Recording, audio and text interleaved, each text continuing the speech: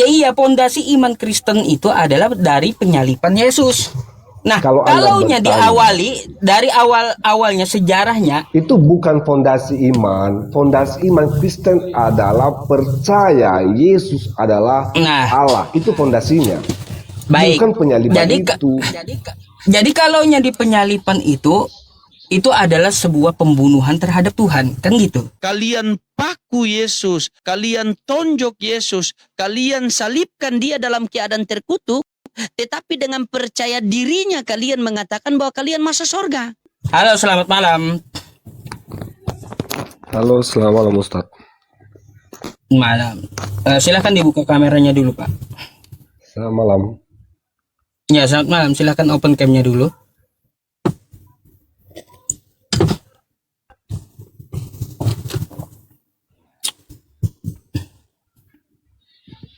Halo.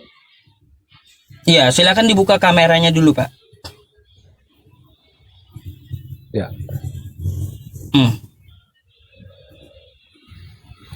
Selamat malam Ustaz. Malam. Anda dari Kristen ya? Ya, saya Kristen lah Ustaz. Oh ya, Kristen. Iya, iya.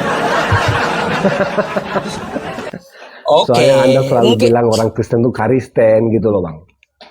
Oh, ya udah. Anda mau diskusi sama saya? Mungkin ada pertanyaan, kita saling tanya jawab, boleh? Mau terkait tema atau di luar tema bisa, silakan. Oke. Saya lagi penasaran Pak Ustadz. Saya lagi lihat di Google ya. Oh, Google ya, terus? Iya. Soalnya saya nggak punya Quran, Ustadz. Soal timbangan, Pak Ustadz. Di hari kiamat. Oh ya, terus? Jadi Yaumul Mizan. Iya betul. Jadi di akhirat nanti yang menentukan orang Muslim atau Islam masuk surga itu timbangan. Ada timbangannya. Apakah ini merupakan simbolik atau hanya atau literal, bisa dibaca literal atau kiasannya, Ustaz? Dan itu betul tidak di akhirat memang itu adalah timbangannya, timbangan benaran atau gimana ini? Bisa dijelaskan nggak? Ya, gini ya. Di Yaumul Qiyamah ada namanya Yaumul Mizan. Tuh, Yaumul Mizan. Jadi hari ditimbangnya amal gitu. Apakah lebih banyak yang buruknya atau lebih banyak yang baiknya? Nah, gitu. Itu betul ada, tapi timbangannya seperti apa saya nggak tahu gitu ya, karena belum kiamat kan gitu. Nggak bisa saya berasumsi. Oh ya, jadi betul bahwa memang nanti yang menentukan orang masuk surga atau kalau timbangannya ringan masuk neraka berarti tergantung amal ya? Bukan. Oh bukan. Itu ditimbang ya, apakah lebih banyak yang buruk atau lebih banyak yang baik. Kalau yang buruk jelas ya tempatnya ke neraka. Nah, lalu bagaimana dengan surga? Apakah dengan amal itu kita akan masuk surga? Jawabannya kagak. Amal yang ditimbang tadi itu akan diterima oleh Allah. Lalu Allah dengan rahmatnya memasukkan ke surga. Bukan dengan amalnya.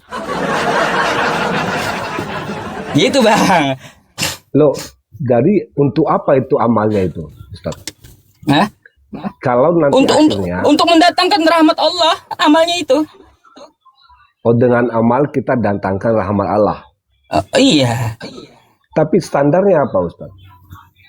Standar apa? Standar Allah lah yang bikin standar. Apa yang harus kita kerjakan di dunia ini? Kan ada buku petunjuknya Al-Quran. Ya. Berarti sebenarnya kalau dari kata Pak Ustadz, kalau itu semuanya tergantung rahmat, berarti sebenarnya bukan persoalan, bukan amal yang bisa membawa seseorang masuk surga kan? Ya memang bukan amal. Lalu buat apa timbangannya itu Ustadz? Hanya untuk kiasan aja atau gimana ya? Ya kita menimbang itu, ya Tuhan menimbang itu agar kita tahu sebagai bukti gitu, bahwa di hari itu kita melakukan dan akan kita pertanggungjawabkan. Keburukan tujuannya- ditimbang dan kebaikan ditimbang. Hanya itu saja ya, karena yang menentukan kan akhirnya adalah rahmat Allah kan. Kalaunya timbangannya yang lebih berat adalah maksiatnya, dosanya lebih besar, maka dia harus mempertanggungjawabkan dosa itu. Lalu Atau- kalau masih mempertimbangkan, dia rahmatnya terbatas dong Ustaz. Lalu Karena kan tergantung amal. Gini. Rahmat Allah itu tergantung kepada amal yang banyak kan. Dan Allah Jadi tidak gini. berkuasa mengubah amal itu ketika amalnya terlalu ringan. Jadi akhirnya rahmatnya terbatas dong, hanya pada amal yang banyak saja kan. Coba Jadi logiknya gini. nggak, Ustaz? Baik. Nah, silakan. Jadi amal yang baik memang Allah rahmati agar modal dia masuk surga dengan rahmatnya, kayak gitu. Dia akan mendapat nikmat atas pekerjaannya di dunia, yaitu amal solehnya. Maka dia akan menikmati hasil timbangan amalnya tersebut gitu. Itu maha adil Allah itu. Kalau kau bikin dosa, kau pertanggungjawabkan dosanya. Lalu kau timbang amal baikmu, maka kau terima balasannya. Faman ya'mal mithqala dzarratin syarran yarah, wa man ya'mal mithqala dzarratin khairan yarah. Aduh. Ya, Jadi gini maksudnya- Bang, meskipun sudah ditimbang, Allah bisa saja tidak memasukkan dia yang amalnya banyak tadi. Allah tidak memasukkan dia ke surga, bisa aja. Oke. Bisa aja, kan kehendak dia. Itu. Jadi sebenarnya timbangan tidak menjadi penentu kan. Enggak. Lalu kalau begitu benar berarti dalam hadis ya yang mengatakan bahwa tidak ada seorang pun yang masuk surga karena amal baik kan. Betul nggak? Iya, enggak ada. Lalu di akhirat Contoh gini aja Bang, secara logika ya, secara akal sehat kita ya. Ya. Abang ya mau nyetir mobil, apakah pakai uang? Kan enggak. Anda Begini, bekerja Ustaz. tiap hari ngumpulin uang yang banyak. Yang banyak nih uang Anda. Kan gitu. Ustaz. Lalu Ustaz, gini. lalu Anda ingin pakai mobil. Lalu Anda pakai mobil gitu, ingin pakai mobil, beli mobil dari hasil usaha Anda. Ya. Apakah uangnya ini yang kertas ini Anda masukkan ke mobil? Kan kagak. Oke. Jadi Ustaz, uangnya itu ke resepsionisnya kan kasih kunci. Oke. Ada loh, Gitu. ada ambigu yang Bang, tersirat kenapa ya di sini. mantul suaranya double? Iya, halo. Ustadz, Double suara saya. sebentar. Oke. Apakah sudah lumayan, Ustadz? Cek. Halo. Tes. Ya. Sudah bisa, Ustadz? Oke ya, sudah ya. Udah bagus. Baik. Jadi gini Ustadz ya. Ustadz ini yakin kalau Allah itu adil ya? Pasti. Oke. Kalau begitu tadi kata Ustadz, adil itu maksudnya apa dulu Ustadz? Yang Adil Anda nggak berat maksudkan sebelah. Allah adil itu tidak berat sebelah, artinya seimbang kan? Jadi sesuai timbangan kan? Nah tadi barusan Ustadz berkata bahwa bisa saja amalnya banyak tapi rahmat tidak menerima itu. Di mana ada keadilannya? Yang akhirnya Ustadz loh, saya nggak tahu apakah Ustadz tadi memikirkan kalimat itu ya. Maka terjadi inkonsisten antara perkataan Ustadz dengan kitab sendiri tentang Allah yang adil itu. Karena tuh akhirnya yang dilihat bukan soal banyaknya kan. Tadi kan Ustadz berkata begitu kan. Ada orang yang amalnya banyak, tapi rahmatnya tidak terima, ya dilempar juga ke dalam, terpental juga ke dalam neraka itu kan. Nah, gimana Ustaz? Allah yang adil itu yang seperti apa yang Anda maksudkan? Jadi adil itu saat pertimbangannya, saat Ustaz tadi mizannya bilang gitu. Harusnya adil itu kan sesuai timbangan kan. Kalau banyak Iya. masuk surga kan. Ini beruntung. Saya bacain ada Qurannya berapa tadi ya? Yang banyak Bang, gini. amalnya dianggap beruntung. Betul kan? Bukan masalah ambigu, enggak, salah. Anda salah menangkap berarti. Saya jelaskan sekali lagi. Silakan. Di yaumul mizan ada amal baik dan amal buruk. Itu akan ditimbang dua-duanya. Yang lebih banyak dosanya, maka dia akan mempertanggungjawabkannya di neraka, kan gitu. Nah, yang punya dosa ini belum tentu juga masuk neraka. Bisa aja Allah menghendaki dia masuk surga. Gitu. Terus di mana? Di mana gini, bentar. Lalu yang beramal soleh, ya, yang beramal soleh, dia ya udah bawa amalnya. Bisa aja Allah tidak menurunkan rahmatnya. Kalau kehendak Allah, dia nggak mau masuk surga. Artinya apa? Semuanya itu tergantung dari Tuhan, bukan dari perbuatan kita. Artinya Ustadz, kalimat Ustadz tentang tergantung kepada rahmat Allah dan di dalam Quran berkata bahwa orang yang beramalnya banyak dianggap beruntung, yang tidak gini banyak aja, Bang. yang ringan. Gini aja ya, kalau dia berbuat dosa lalu dia ditetapkan di neraka, kan kayak gitu. Allah bisa memasukkan dia ke surga atas apa? Atas amalnya di dunia, apa yang dipandang Allah. Bisa aja Allah ampuni dia. Ini nggak bisa, Bang. Nggak bisa kita itu ya Anda tidak mendahului konsisten. Allah, itu nggak bisa. Ustadz tidak konsisten tentang Allah, konsep Allah yang adil. Di situ dia, karena ternyata ketika Bang, orang yang saya amalnya sedikit bicarakan saja pun, oke, silakan. Yang saya bicarakan itu di yaumul mizannya itu adil. Sisanya setelah yaumul mizan itu sesuai kehendak Allah. Oke. Walaupun Apa yang saya mengerti dikehendaki. bahwa walaupun itu terdapat ketidakkonsisten ya di soal itu. Bagi Anda. Tapi ada yang menarik. Kalau bagi saya adil gitu. Betul. Ya adil itu tadi kan udah sepakat kita ya bahwa sesuai timbangan, adil timbangan. Tapi ternyata dalam keputusannya orang yang harusnya masuk neraka bisa aja dengan rahmat Allah diambil kan. Berarti Allah tidak adil di situ. Allahnya Anda. Bukan nggak adil. Tidak adil. Ya tidak Bukan adil nggak dong. adil. Masakan orang Itu- yang amal yang itu- baik, masa udah Artinya disuruh masuk neraka? itu hak Allah. Artinya apa? Dia menggunakan sifatnya yang maha pengasih lagi maha penyayang kepada hambanya. Baik. Hak Allah itu. Baik. Nggak bisa kita protes. Nggak bisa kita protes gitu. Nah, sekarang ya Ustadz, apakah amal itu hanya selalu berupa perbuatan ya? Amalnya amal perbuatan. Perbuatan. Yang dimaksud dengan zikir apa Ustadz? Zikir. Ya. Zikir itu mengingat Allah. Mengingat, namanya aja zikir. Mengingat. Baik.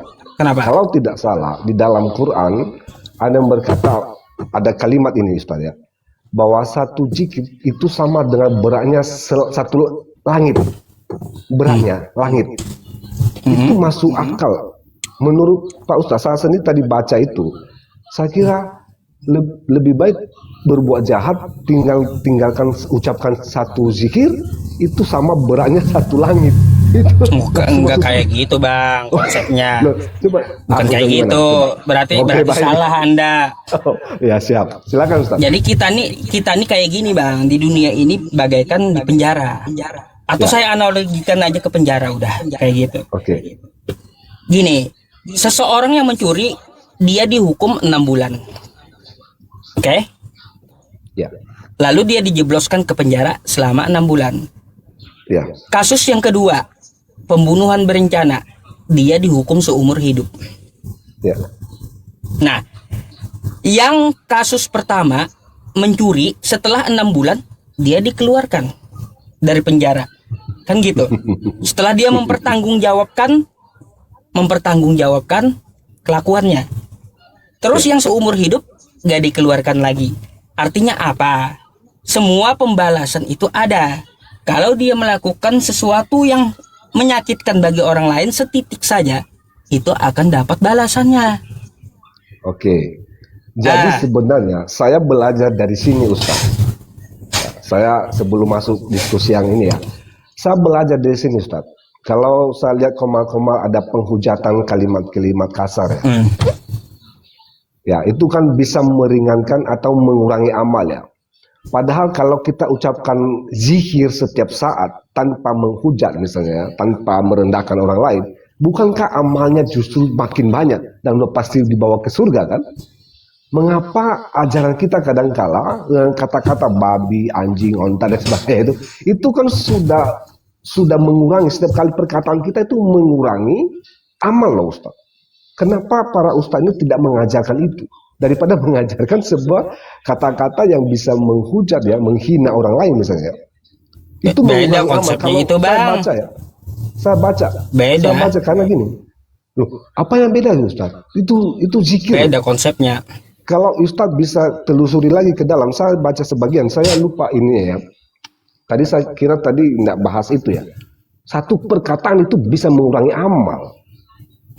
Jadi kalau Ustaz mengajarkan umatnya, misalnya perkataan-perkataan menghujat, bukankah itu mengurangi amal? Baik. Hanya dengan zikir loh ya, kata-kata loh ya. Iya. Silakan. Ustaz. Sebaiknya hujatan diganti zikir kan kayak gitu maksud Anda. Ya itu hal positif. Betul. Sih. Ya. Supaya hal masuk, positif supaya memang. banyak amalnya Ustaz. Ya, Karena banyak amalnya, paham zikir, ngerti saya. Satu zikir aja beratnya itu satu langit loh. Apa enggak enak Ustaz bisa dapat 70 bidadari. Sorry udah bercanda. Minum Ustaz. Oke.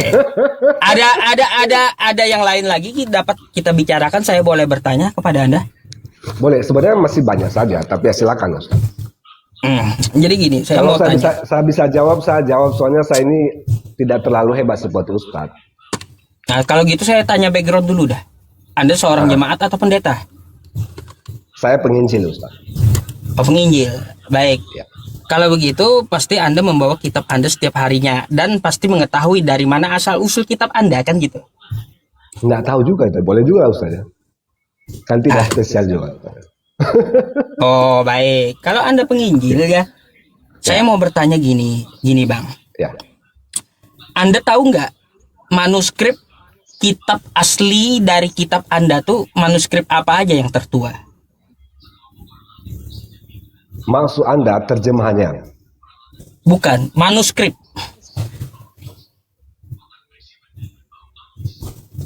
Manuskrip apa maksudnya? Kalau yang sama itu Waduh. manuskrip Udah, berarti nggak nyampe ke situ Anda Bang ya. Ganti pertanyaan.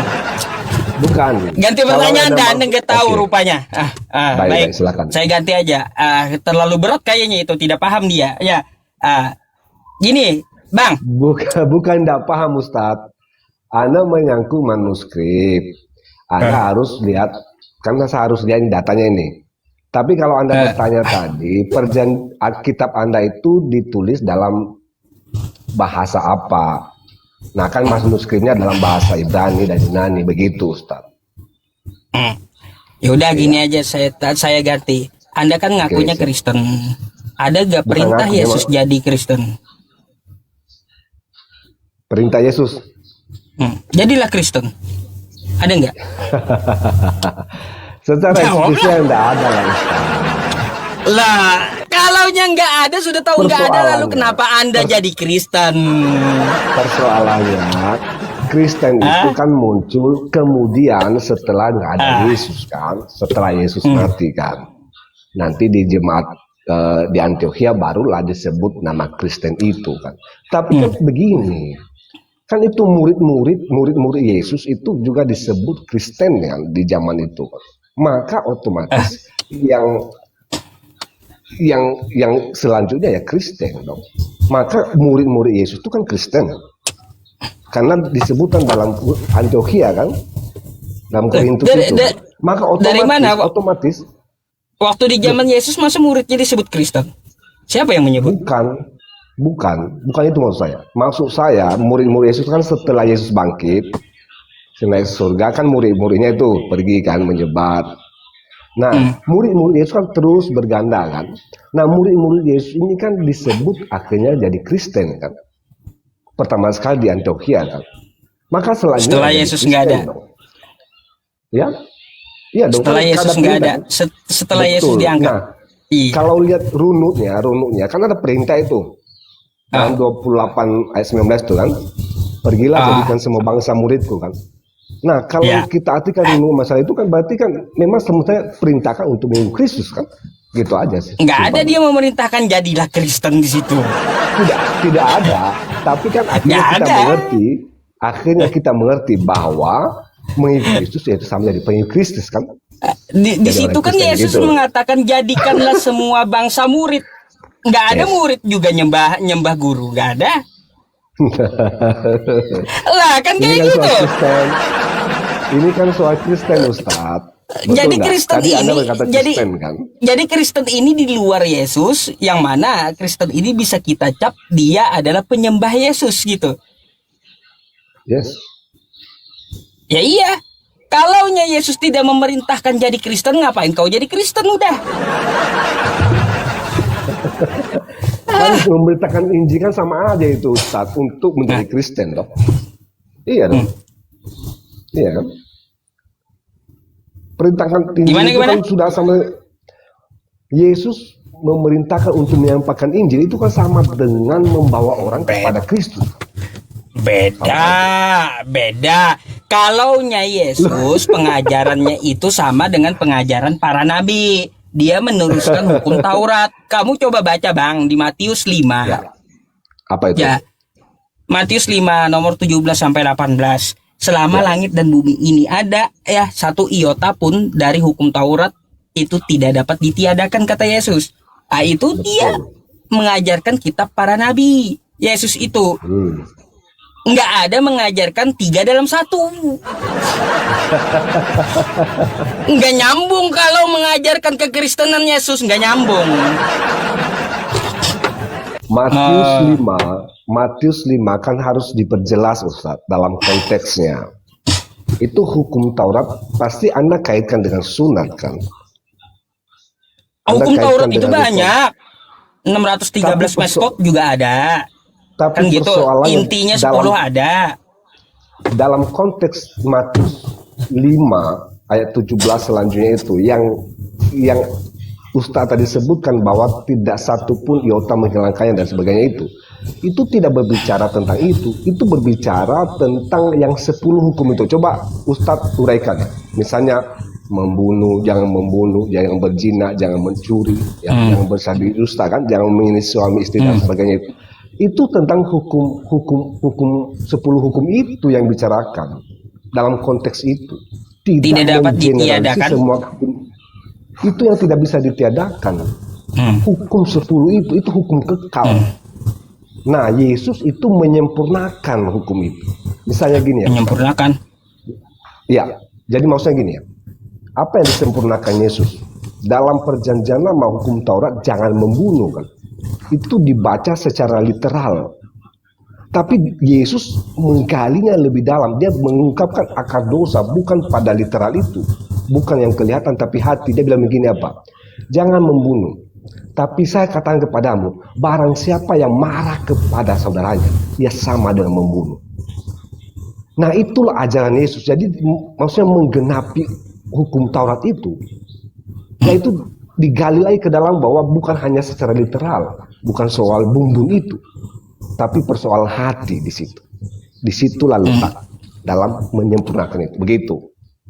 Itu konteksnya. Dan tidak berbicara secara generalisir itu, Pak Ustadz. Tidak bicara. Gini. Makanya nanti Ustaz, Coba. Baik. Sebentar Ustaz. Makanya Anda lihat di pasal 5 Matius 5 ayat 31 yang paling terakhir. Jadilah kamu sempurna seperti aku sempurna. Itu perintahnya. Jadi siap sempurna itu melakukan hukum itu yang sempurna. Hukum yang sempurna. Makanya Anda kalau baca satu persatu. Makanya di dalam situ nanti Anda kaitkan di lain ya, bahwa mengapa orang yang di bawah hukum Taurat itu dikatakan orang yang berdosa, karena memang akhirnya kita sadari bahwa tidak ada yang bisa melakukan yang sesempurna. Tapi saya mau tanya sedikit. Datang. Ya silakan. Selain Bani Israel, Taurat 10 hukum itu berlaku nggak? 10 hukum Taurat itu berlaku Di luar Israel? betul di luar Israel. Karena ini kan hukum kekal itu kan. Nanti kan kita Berarti lihat bahwa selain gini Bang. baik. Saya tanggapi kalau gitu. Begini, berarti ya keagamaan Anda Kristen itu adalah diawali dengan melanggar hukum Taurat keagamaan Anda ini. Hukum Taurat itu Karena memang apa? Karena apa? Di situ ya Kristen memulai keagamaannya dengan membunuh Tuhannya.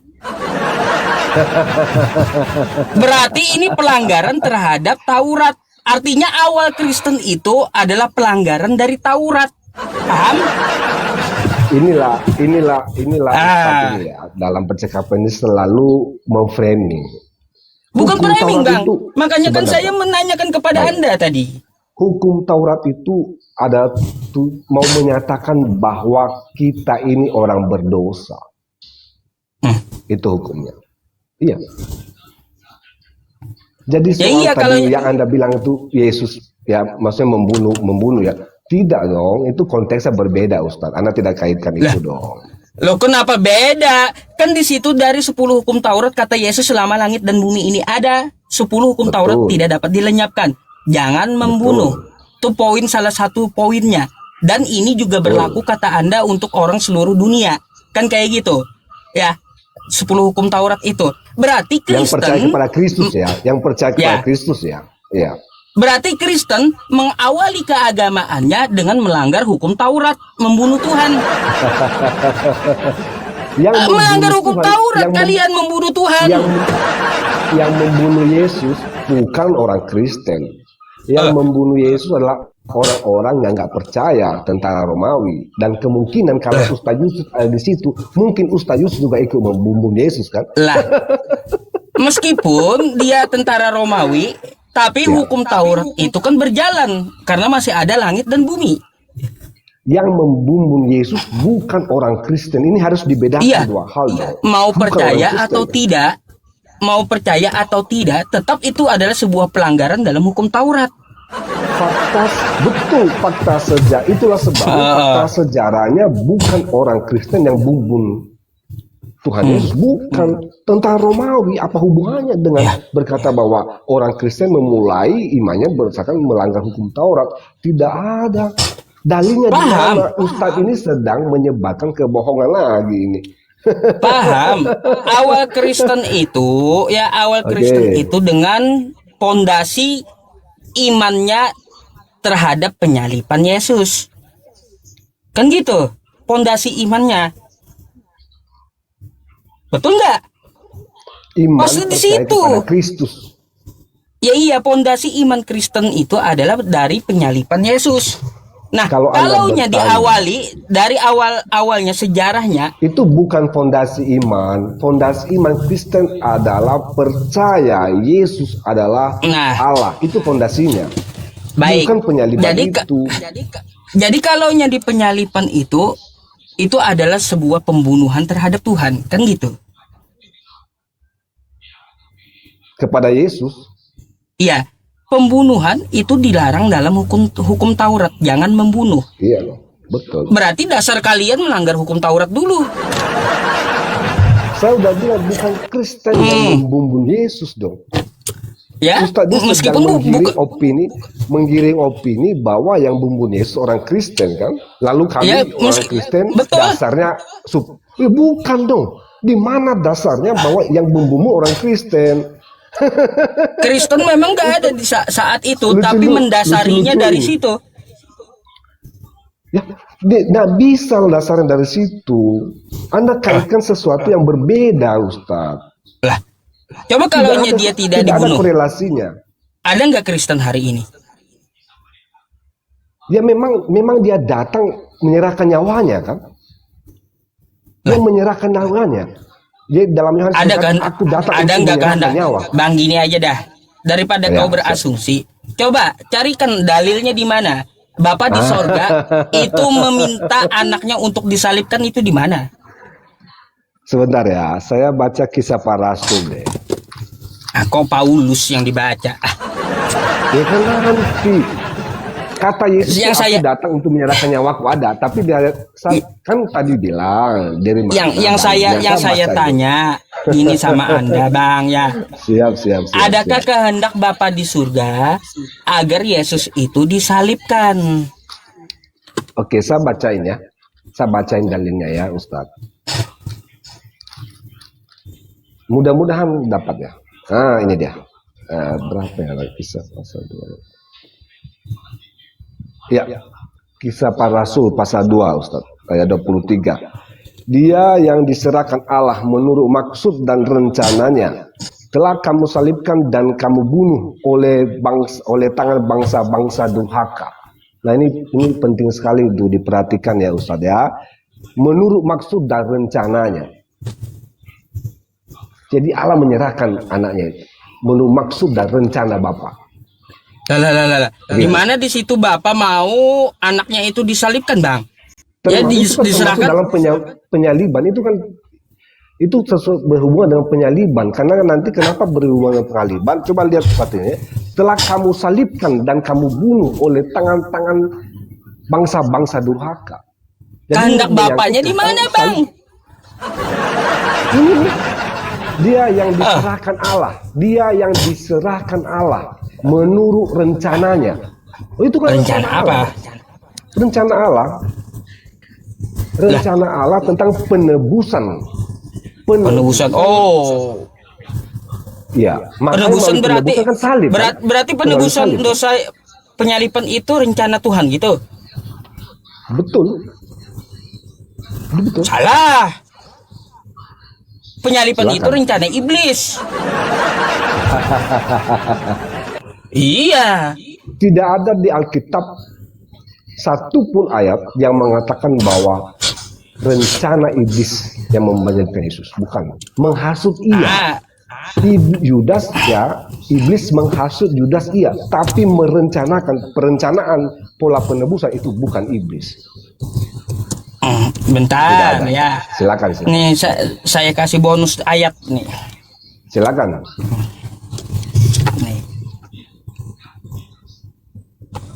Nih Bang, ya. Yohanes 13 nomor 2. Mereka sedang makan bersama dan iblis telah membisikkan berencana. Ya. Iblis itu berencana menyalibkan Yesus. Ya. Dari sejak makan dia. Ya. Atau jadi penyaliban itu, Bang, ya, rencana iblis bukan rencana Tuhan. Maka masa iblis dengan Tuhan kerjasama, Bang? Tidak ada ya. Di sini saya udah nggak tahu mungkin. tadi bahwa rencana penyaliban itu datangnya rencana Allah. Iblis membisikkan kan, dia punya rencana. Itu apa? Memang kan iblis ini kan kerjanya kan membumbungkan dan membinasakan kan. Dan dia ingin memang membinasakan Yesus kan. Tapi dia tidak mengerti tentang makna penyaliban itu.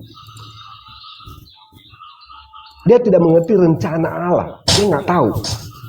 Itulah sebabnya nanti di bagian lain bahwa Allah melucuti pemerintah penguasa dunia ini.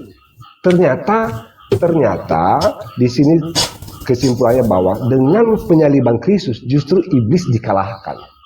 Kolose 2 ayat 15 kalau tidak salah. Iblis dikalahkan. Gini, Bang. Ya. Gini, Bang. Kata Yesus di Yohanes 8 nomor 44 nih, kayak gini aja ya. Mari kita lihat ya apa yang dikatakan oleh Yesus nih. Yohanes 8 nomor 44 ya kawan-kawan. Iblislah yang menjadi bapamu dan kamu ingin melakukan keinginan bapamu. Ia adalah pembunuh manusia sejak semula dan tidak hidup dalam kebenaran. Sebab di dalam dia tidak ada kebenaran.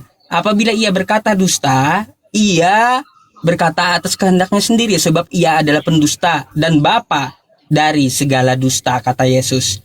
Jadi kata Yesus, Bang, ya, yang mendukung pembunuhan Yesus di tiang salib agar Yesus itu mati, itu adalah iblis bapaknya.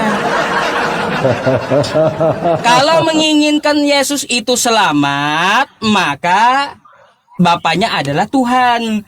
Tapi kalau menginginkan Yesus itu mati, ya karena iblis ini pembunuh manusia nih, ya. Jadi kata Yesus, kalau ingin ya kalian itu berbapakan iblis, maka salibkan Yesus gitu. Lagi-lagi kebiasaan apologet Islam termasuk Ustadz adalah mengutip ayat dan tidak membaca konteks. Yesus sedang menjelaskan sifat iblis. Ya, sifat iblis adalah membumbung dan membinasakan. Itu tidak berbicara tentang Bapa. Kalau Anda lihat dalam teks aslinya, itu sama sekali tidak menunjukkan kepada Bapa. Dia mengatakan begini, ayat 84 itu bahwa bapakmu lah, iblislah bapakmu. Di situ dikatakan iblis adalah milikmu. Bukan teos. Jadi kalau berbicara bapak ada teos kan, jelas ya, kurios ya. Sama sekali di situ menekankan bahwa jika pembumbung dan pembinasa adalah iblislah miliknya. Tapi diterjemahkan iblislah bapakmu. Jadi sama sekali sering kali ya, saya mau beritahu di sini ya, teman-teman dan apologet Muslim, ya ini framing dan tidak berdasar. Sama sekali tidak ada hubungannya dengan Bapa di situ berkaitan dengan Bapa pencipta langit dan bumi. Bapa di situ itu Yesus sedang menjelaskan sifat-sifat iblis yang membumbung dan membinasakan. Sifat Bapa gimana? Bapa itu memang dalam rencana penyaliban, tapi untuk keselamatan. Kalau iblis tidak, dia membumbung dan menghancurkan dan membinasakan. Jadi bedakan dua hal yang berbeda. Jadi Bapa di situ tidak ada hubungannya dengan Bapa yang saya sebut sebagai Tuhanku. Begitu. Lah, di situ kan Bang ya dikatakan Yesus itu iblis adalah pembunuh manusia. Tidak ada. Nggak ada di situ. Coba Anda baca. Ustaz coba baca sekali lagi supaya Anda mengerti tentang itu. Yesus sedang menjelaskan bahwa sifat iblis itu bukan tentang Bapa itu. Nih, sifat iblislah yang menjadi bapamu. Dan kamu ingin melakukan keinginan-keinginan bapamu.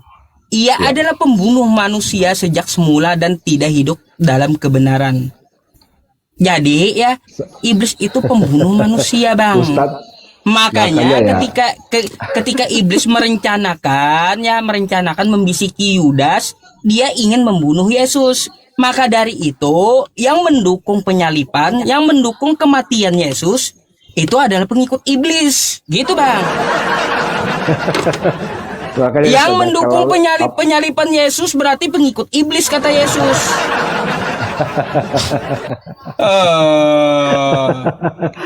Ini data loh, ya. Itu tuntas kalau Ustadz baca sekeluar. Saya tidak mau terlalu banyak membaca ya, tapi kalau Ustadz mau lihat ya, dalam konteksnya tidak sedikit pun menyinggung tentang itu Bapak. Ya, Bapak yang dimaksud adalah teos itu, bukan. Dalam teks aslinya itu tidak ada menuju kepada Bapak. Begitu Ustadz. Boleh nanti dibaca. Ustaz baca dulu lah nanti di ayat sebelumnya, 43-nya, 42-nya, dan mulai dari ayat 37-nya kan. Anda boleh baca itu tentang Yesus sedang menjelaskan kalau Bapa siapa, keturunan Abraham siapa. Lalu ayat 44 berkata, ya itulah dia ya. Iblis itu adalah pendusta, pembumbung, ya, penghancur. Jadi kalau Ustaz sifatnya menghancurkan ya, Anda bagian dari itu. Begitu Ustaz. Jadi umat yang mengajarkan tentang menghancurkan, membumbung, yang menghina, itu bagian dari si Bapak itu. Begitu Ustaz. Oke, itu kan jawaban Anda. Saya hargai jawaban Anda. Kan gitu. Kita nggak perlu memaksakan jawaban, nggak perlu memaksakan kehendakan gitu. Oke, kira-kira ada lagi Bang. Soalnya tahu kawan-kawan yang di bawah juga pengen naik antri gitu, berdiskusi gitu. Baik. Ustaz terima kasih banyak ya. Saya senang sama-sama dengan Ustaz. Semoga tetap sehat Ustaz. Okay. Minal aidin wal faizin, mohon maaf lahir batin untuk semua. Terima kasih. God bless you.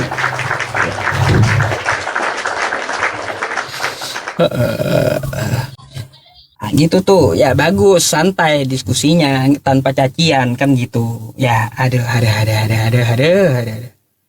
Ayo silakan naik lagi. iblislah yang menjadi bapamu ya. Iblislah yang jadi bapamu.